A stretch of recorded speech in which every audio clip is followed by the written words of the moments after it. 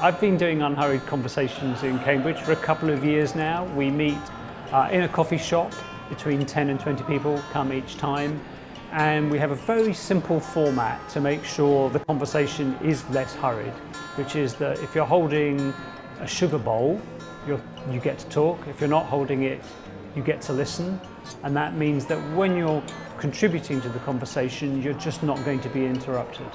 Well, I've been coming since the very first meeting, and I find it just a very different way of interacting with people from the normal business networking. It gives me time to think about deeper issues and sort out some stuff that wouldn't normally bring up at a standard networking event.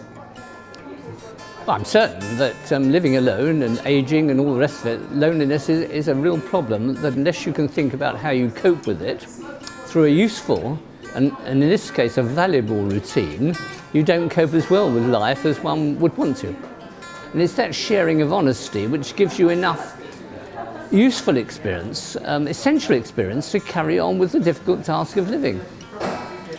I think the time and space to allow the thoughts to kind of come out of your head is just incredibly valuable. It's often, sort of quite deep things, quite spiritual things at times. Sometimes it'll be quite personal things which have really touched people. It can be quite emotional sometimes. Other times it's very light. It can be quite funny as well, and it's very thought-provoking, gives you something to think about afterwards. I would say that if you feel like you think that you live in a really fast-paced world, this is a really good place to be. And if you feel like no one's listened to you, this is the place you should definitely show up, because you'll get to discuss things here with other people who are willing to go deeper into things.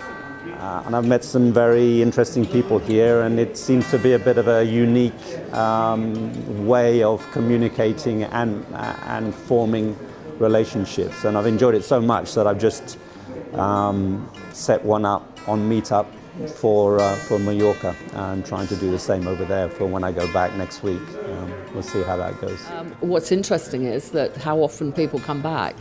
So it seems to meet a need that we've got that isn't otherwise met.